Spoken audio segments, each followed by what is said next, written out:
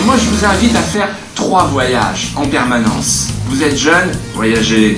Voyagez pour voir, pour observer, pour comparer. Et si vous faites les 3 voyages que je vous propose, alors petit à petit s'inscriront en vous des points précieux pour donner la bonne distance par rapport aux choses et donc la bonne appréciation, le bon discernement.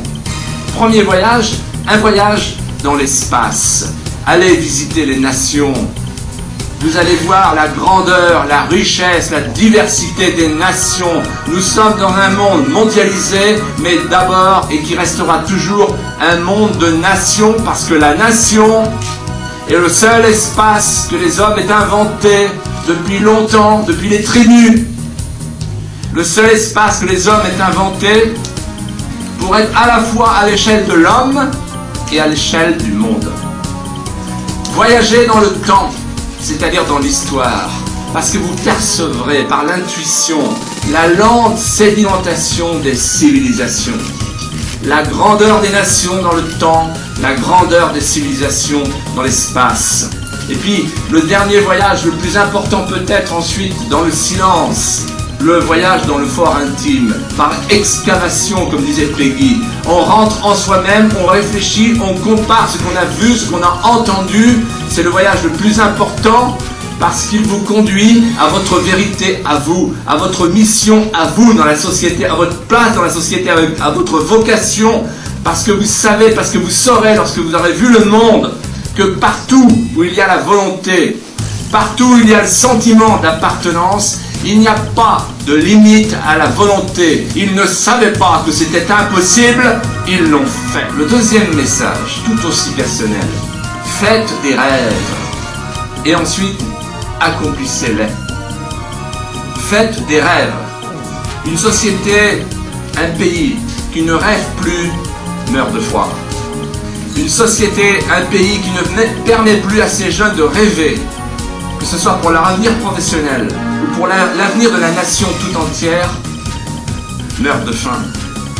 Les nations sont tramées dans les dogmes des songes. Il n'y a pas d'avenir possible pour un individu, pour une communauté, sans l'imaginaire. Si vous voulez réaliser vos rêves, si vous voulez les accomplir, premier truc, la prophétie autoréalisatrice de Hegel. On dit les choses, on dit voilà je vais faire ceci, alors que ça n'est pas vrai, ça n'existe pas encore, rien n'existe. Vous dites les choses, puis ensuite vous les faites. Et vous vous apercevez que ce que vous avez fait, une fois que vous avez dit grand, sont encore plus grandes. La prophétie autoréalisatrice de Hegel. C'est pas le mensonge, c'est simplement l'idée qu'on se pousse en avant, on se projette soi-même en disant voilà, je vais aller là, hop, on jette la pierre et on y va, on rattrape. Et le deuxième truc, qui est sans doute plus important encore, nous sommes dans une époque où toutes les élites feignent de croire que c'est la valeur ajoutée qui crée la valeur, que c'est la matière qui crée l'esprit, parce que tout le monde est marxiste, que ce soit les marxistes pur sucre ou les libéraux, les ultra-libéraux du mondialisme. Et quand je suis arrivé à la tête du département de la Vendée, je me souviens très bien, mon premier geste, dans un pays qui était un peu désespéré, mon premier geste a été de dire bon, je ne vais pas m'occuper d'économie, je ne vais pas m'occuper de route, etc. Je vais d'abord redessiner le logo et lever les couleurs. Et là, les chefs d'entreprise sont venus me voir en me disant mais attendez, de quoi vous nous parlez là? Qu'est-ce que c'est pas avec un drapeau qu'on va vendre nos produits? C'est pas avec un nouveau logo qu'on va fabriquer de la valeur ajoutée. Et je leur dis vous êtes marxistes. Parce qu'avec le nouveau drapeau, avec le nouveau logo, on va forcer les habitants de ce département à regarder vers le haut, vers un symbole commun. Et lorsqu'ils auront retrouvé la fierté de ce symbole commun, vous verrez qu'ils créeront. En d'autres termes, si demain, dans les écoles de France, on fait flotter chaque matin le drapeau tricolore, vous verrez que l'école changera parce que les regards des enfants monteront vers le haut. Et c'est ça.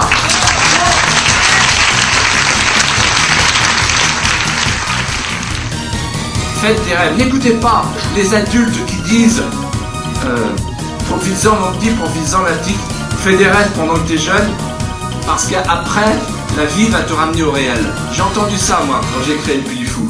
J'ai fait un rêve au Puy du Fou. Un rêve de grandeur, un rêve de lumière, un rêve de couleur. Et je l'ai accompli. Faites des rêves qui soient grands, qui soit beau, qui soit audacieux, qui soit irréalisable. Parce qu'on ne réalise dans la vie que ce qui est à l'horizon, en ligne de fuite. Allez vers la ligne de fuite la plus éloignée. Souvenez-vous du mot de Jules Verne.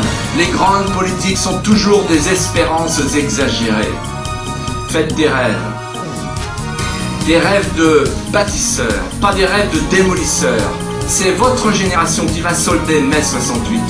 Mai 68, c'est le jeunisme, cette idéologie imbécile de Cohn-Bendit qui fait croire aux jeunes que c'est un état définitif, que les jeunes ont des droits mais qui n'ont pas de devoirs. Moi je vous le dis ce soir, les jeunes de France n'ont que des devoirs parce que vous êtes d'abord des débiteurs par rapport à la civilisation qui vous a précédé et c'est une chance extraordinaire d'être né en France, sur le plus beau pays du monde.